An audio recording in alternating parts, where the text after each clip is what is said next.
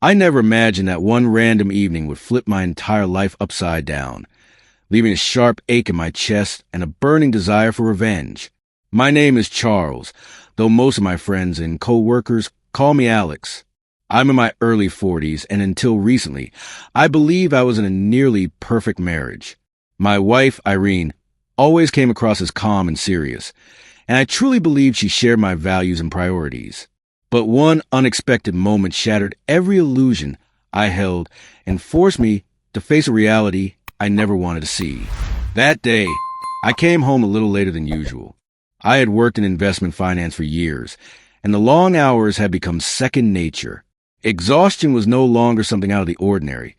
It was just a constant companion in my life. Right before unlocking the front door, I noticed an unfamiliar pair of expensive shoes placed neatly by the entrance.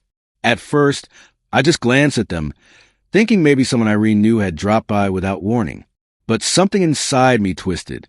My heart began to pound, and I felt my palms grow clammy from a wave of anxiety I couldn't explain. I quietly unlocked the door and immediately heard voices coming from the living room. A deep voice, one I didn't recognize, spoke with confidence, almost mockingly. Irene was responding, her tone laced with nervous tension, as if she feared I might walk in at any moment. I crept closer, careful not to make a sound, and that's when I saw him, a shorter but well-dressed man holding my wife in a firm embrace. She didn't pull away. She looked comfortable, even familiar with his touch. I froze in place. Pain flared in my chest and instantly turned into rage. It felt like being stabbed with a knife you never saw coming. They both sensed my presence. Irene immediately jumped back, her eyes wide with fear. But the man, someone I had never seen before, remained unfazed. He raised his eyebrows and gave me a mocking glance, as if silently daring me to react. Then he calmly walked toward the exit. Irene began mumbling something in her defense, but I couldn't hear a single word. My mind was racing, filled with one repeated thought. How? When? Why? I instinctively stepped aside to let the stranger pass. It was then that I realized who he was. He was a well-known businessman. His name regularly popped up in headlines, and people in the city whispered stories about his fortune. He walked past me with a smug smile, and I couldn't utter a single word. I was too shocked, too paralyzed to speak. After he left, I stood in the middle of the living room, while Irene sat on the couch with her face buried in her hands. My thoughts spiraled into chaos. There were 1,000 things I wanted to scream, but I couldn't find the strength to speak. I had loved Irene my whole life. We got married in our early 20s, and I always thought we'd grow old together. And now I discovered she had been secretly seeing another man for years, and not just anyone, but someone powerful and influential. Humiliation and betrayal wrapped around me like a noose. I didn't know what I wanted more in that moment, to leave and forget everything or to make her feel the same pain I was going through. I couldn't even cry, just nausea rising to my throat. Irene kept whispering that she never meant for this to happen, that it was a mistake, and swore it was over. But I didn't believe her. Not anymore. I looked at her and saw only the ruins of what once was my life, shattered, trampled, irreversibly broken. And with every word she said, the urge to make her pay grew stronger. I didn't just want to confront her and walk away. I wanted her to suffer. I wanted to tear apart her image of a respectable wife and expose everything to her friends, her family, the world. I told Irene to pack her things and stay at her parents' house for a few days. She tried to protest, but the look in my eyes made her stop. A mix of fury and certainty burned through me. And when the door finally closed behind her, I felt a strange combination of emptiness and rage. I looked around at the photos on the walls. Pictures of our smiling faces, full of hope, planning a future that would never come. My name is Charles. Or Alex. It doesn't matter anymore. What matters is that I won't stand by silently while being lied to. If she wanted something else, I'd show her what it means to lose everything. These thoughts kept swirling in my mind, feeding my anger. And that's how I came to a firm, chilling decision. I would take revenge. There was barely any love left in me. But the hatred, that felt like it could last a lifetime. The next morning, I woke up with a heaviness in my chest and a crushing realization. I couldn't go on living like this. Ever since I caught Irene cheating, the thought of revenge had taken root in my mind. The shock I felt that night had been replaced with a cold, calculated determination. I couldn't just walk away and leave things unresolved. That would mean their betrayal remained unpunished, and I wasn't going to let that happen. I didn't just want to tear off their masks. I wanted to reclaim my self-respect. Sitting at the kitchen table in an empty apartment, I kept replaying the scene in my head. Seeing Irene and her lover, their body language, their reactions to my sudden arrival. Her face looked guilty, his mocking. I couldn't shake the thought that this wealthy businessman saw me as a weak, useless husband, a man incapable of keeping his own wife. I needed to prove him wrong. Maybe it was petty. Maybe it was cruel. But I didn't care. What mattered most was making them both feel ashamed, rattled, and exposed. I knew I had to act with a clear head, not let emotions ruin my strategy. I grabbed a notebook and started jotting down ideas. At first, they were scattered and raw. Spread rumors, kick her out of the apartment, collect evidence. But slowly, a more defined plan began to take shape. I wanted everyone we knew, friends, family, colleagues, to see the truth about Irene. I wanted to shatter her image as a faithful wife and show the world who she really was. In today's world, scandals go viral in hours. Social media, group chats, even strangers can spread news like wildfire. But I wasn't after a cheap tabloid moment. I wanted her exposed to the people who had always thought she was flawless. I started digging through everything, photos, notes, old receipts, even travel tickets. Anything that might prove her lies. A thought crept in. What if I could prove their affair went back years? Were there old messages? Emails? Somewhere in the apartment was Irene's old laptop, mostly in use now. Could there still be digital footprints? As I built my plan, a strange rush took hold of me. The anticipation of justice gave me energy. I no longer saw myself as the loyal husband who once believed in love and family. I had become someone else. Someone led by anger, laser focused on one goal. Show the world who she really is. What I didn't realize was just how obsessed I was becoming. I started pulling away from friends and co-workers. People at work noticed something had shifted. I was quieter, more on edge. They asked if I was okay, and I just brushed them off. I couldn't afford to blow my cover, not until I was ready.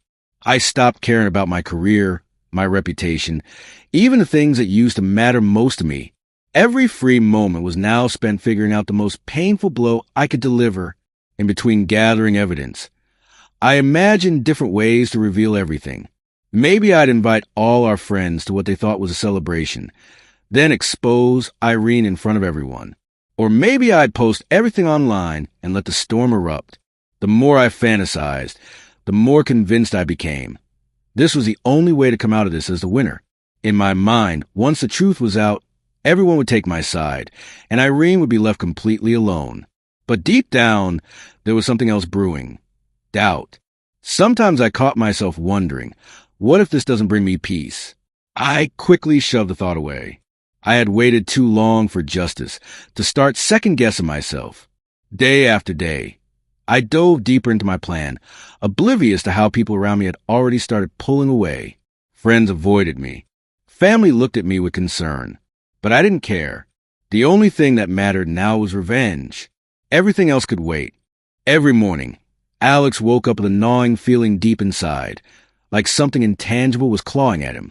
There was a cold emptiness he couldn't shake, even when he thought about the revenge he was planning.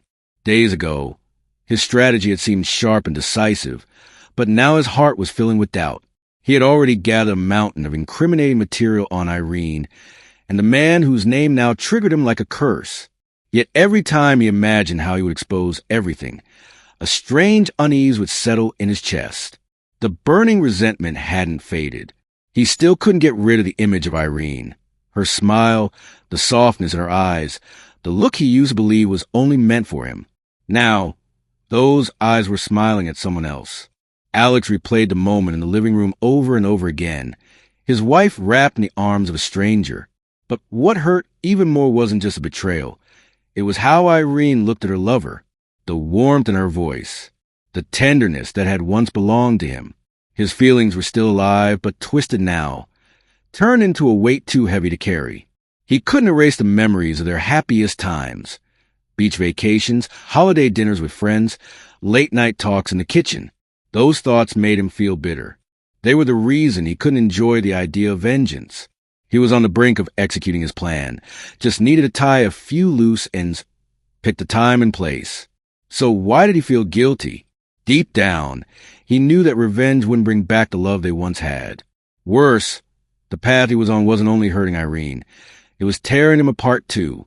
Alex tried to convince himself. She betrayed me. She deserves this. But with every passing day, those words sounded more like excuses. He noticed he couldn't focus at work anymore. He'd zone out, imagining Irene crying and begging for forgiveness, or worse, moving on as if he never mattered. And both versions terrified him.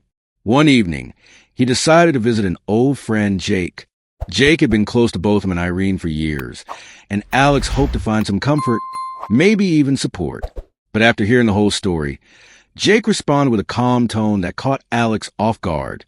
Are you sure exposing her like this will make you feel better? Maybe what she did was awful, but this is still your life, your soul. Is it really worth tearing yourself apart just to hurt her? Alex smirked, bitterly noting to himself that Jake didn't truly understand the depth of the betrayal. But Jake's words stuck with him, like a splinter lodged deep in his mind. That night, Alex couldn't sleep. He lay on the couch staring at the ceiling, torn by an internal war. For the first time, he seriously wondered, what happens after the revenge? Because revenge isn't the end. It's just another chapter. And in the wreckage of that battlefield, everyone would be left bleeding. Irene, her lover, and himself. At times, he wanted to just call Irene, demand answers, yell, cry, hear whatever excuses she might offer. But his pride wouldn't let him. Still, the closer he got to carrying out his plan, the more he felt himself slipping away. Retaliation didn't bring him peace. It cornered him. He barely recognized the man in the mirror anymore, exhausted, anxious, a shadow of the man he used to be. And somewhere, deep within, he was beginning to understand. He needed a different way out, but he'd already come too far down the road of revenge. Turning back now felt impossible. The idea of getting even had become his entire identity, and that made the pain even worse. Alex had spent weeks meticulously preparing for what he called his moment of truth. He chose a specific day, one he believed would mark the downfall of Irene and her lover. Fueled by the need to retaliate, he gathered every bit of evidence he had. Photographs, text messages, emails, receipts. Everything that proved the affair wasn't some fleeting mistake, but calculated, long-term betrayal. Though doubts had crept in recently, on that day, Alex made up his mind. There was no turning back. He invited a group of mutual friends, a few colleagues, and even some of Irene's close relatives to a nice restaurant under pretense of celebrating a career achievement. He even asked Irene to attend, saying he wanted to discuss something important publicly to avoid a private confrontation. She showed up midway through the evening, and by then, an uneasy tension was already filling the air. A few guests exchanged curious glances. Some sensed something was off, but no one knew exactly what was coming. When the moment arrived, Alex stood up and asked for everyone's attention. He started with a forced smile, saying how much he appreciated their friendship and support. But his voice grew tighter, his posture more rigid. Suddenly, he turned on a projector. Photos lit up the screen. Images of Irene in luxury hotels, dining in high-end restaurants, walking hand in hand with the very man who had smiled at Alex while leaving his apartment. Alex narrated each image, his tone calm but biting. "See this date?" he said. "She told me she was on a work trip. And this one, she said she was attending an art expo." Every detail was dissected. People stared in silence. Some looked visibly uncomfortable. Others exchanged awkward glances. Irene stood frozen, lips pressed tightly together, not saying a word. By the time the slideshow ended, the room felt like it might implode. Alex felt a brief rush of satisfaction. He had done it. Unveiled the truth in front of everyone. For a split second, he believed justice had been served. But then, quietly, someone near the back said, "This isn't really our business. Maybe they just need to work things out on their own." Alex turned toward the voice. Jake, his longtime friend, was staring at him with a pained expression, disappointed not in Irene, but in him. A woman across the table, who had always been kind to Irene, stood and walked out without a word, throwing Alex a look of pure disapproval as she left. It was then that Alex began to realize people weren't cheering him on. They weren't viewing this as some noble stand for justice. To them, it looked like a public execution, a personal war dragged out into a place where it didn't belong.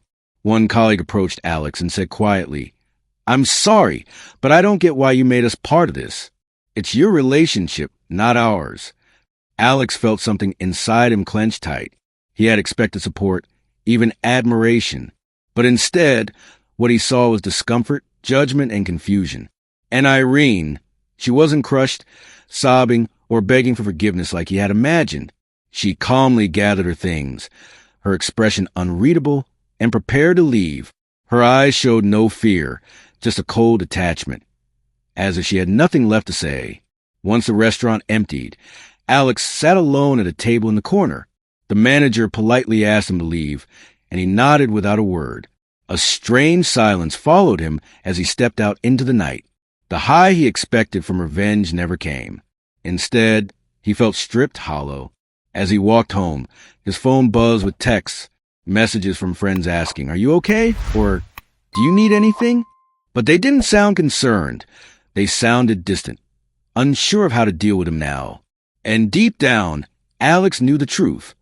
No one would forget that night. And instead of condemning Irene, most would remember how he had humiliated her in front of everyone. Alone in his apartment, surrounded by photos of a life he once cherished, Alex realized he hadn't just burned his bridge with Irene. He had torched everything, his friendships, his support system, his dignity, all in the name of revenge. And the pain and anger that once drove him now left behind only an abyss. And he was falling into it. The days that followed felt like a blur, silent, empty, and numb. After the disaster at the restaurant, Alex felt like someone had pulled the ground out from under him. He wandered through his apartment like a ghost, surrounded by old photographs and memories that once meant everything. Now, they were just painful reminders of a life that no longer existed. Several times, he thought about calling someone, anyone.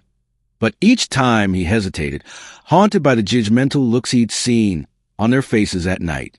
It seemed no one was rushing to console him. Some were too embarrassed. Others had already written him off. One sleepless night, unable to bear the stillness any longer, Alex turned on the light and began sifting through the papers on his desk. Scattered among the so-called evidence against Irene were old journals, notes he had written to himself over the years. Flipping through one, he stumbled across a line he had once scribbled down.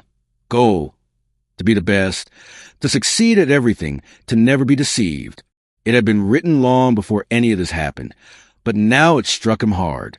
That sentence summed up who he had always been: driven, proud, relentless. That attitude had gotten him far in business, but in his personal life, it had slowly choked the joy out of everything.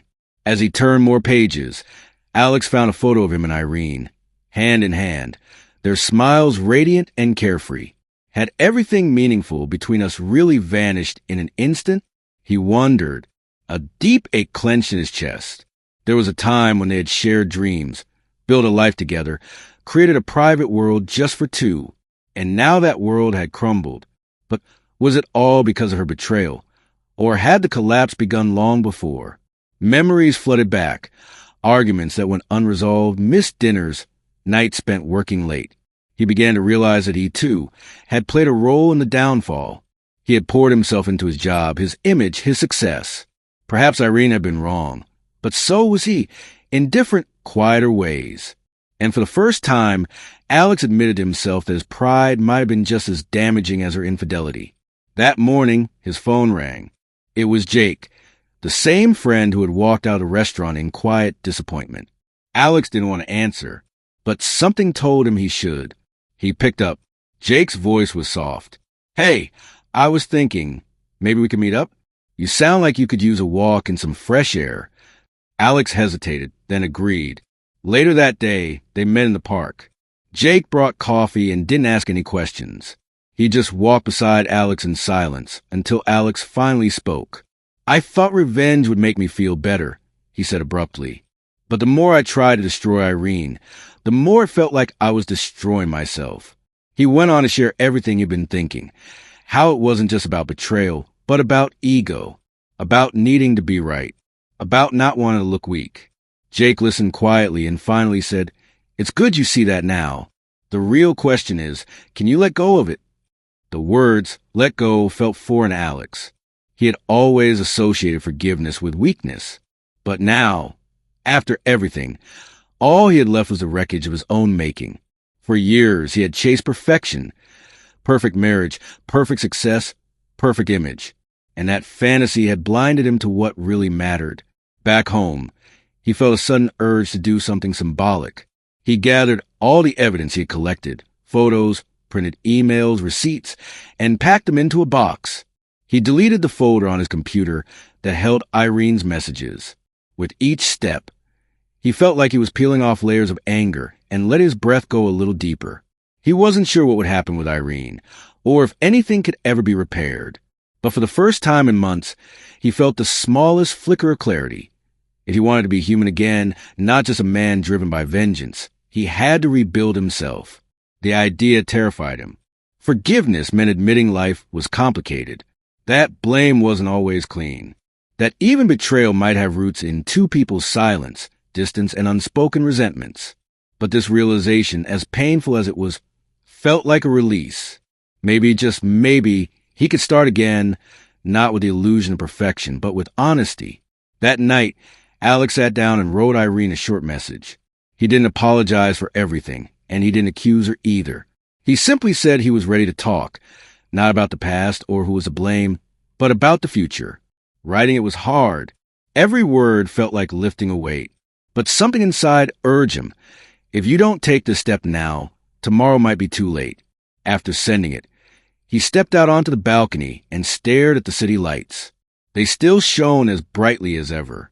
And in that quiet moment, Alex realized life was still moving forward. Even if nothing had gone according to plan. Maybe the strength he needed wasn't in punishment, but in letting go. Alex woke up early the next morning, and the difference was immediate. The suffocating weight that had pressed on his chest for weeks was gone. He didn't feel anger anymore, nor the urge to punish anyone. What he felt instead was peace, a strange, unfamiliar peace, like he had finally set down a burden he had carried for too long. He walked into the living room and sat at the table where, not long ago, he had stacked files of evidence, printed messages and photos, his arsenal.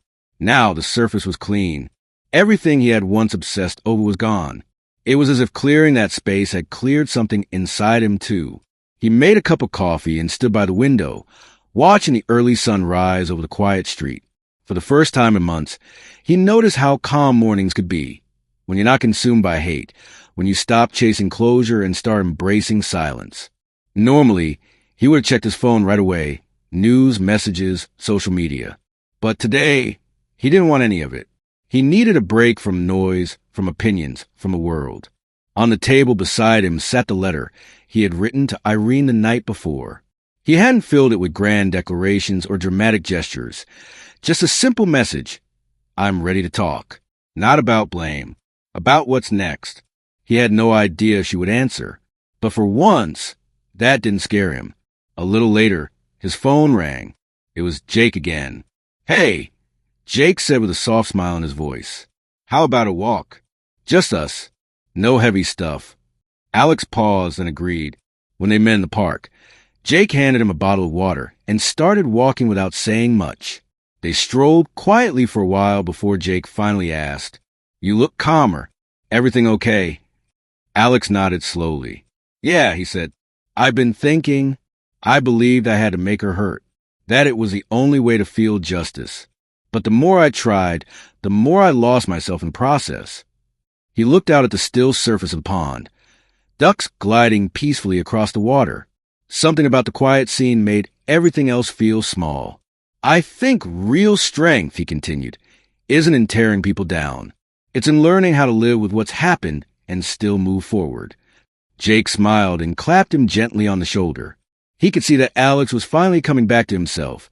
Not the man bent on revenge, but someone lighter, clearer. They talked a bit about their jobs, upcoming plans for the weekend, the kind of small talk that once seemed trivial but now felt refreshing. When Alex got home, something caught his eye. A new email.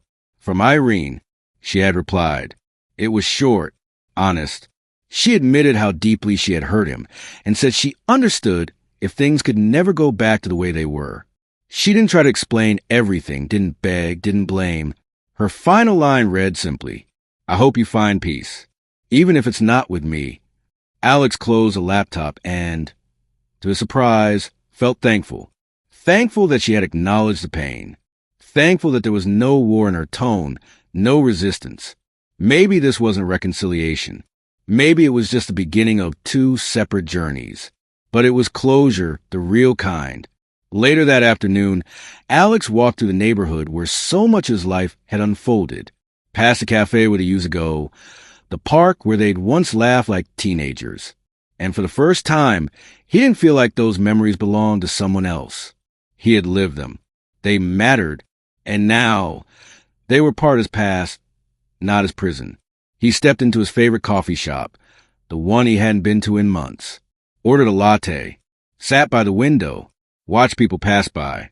There were no grand revelations, no dramatic conclusions, just a sense of quiet, of presence, of stillness. He knew he was still healing. The wounds were there, but he wasn't picking at them anymore. He wasn't blaming. He wasn't punishing. He had stopped seeing Irene as the enemy. And most importantly, he had stopped being at war with himself. On his walk home, Alex noticed how easy it was to breathe. For the first time in so long, he didn't feel the urge to escape his life. He smiled, a small, real smile, and whispered to himself, this is freedom. It wasn't revenge. It wasn't control. It was forgiveness. And finally, it was enough.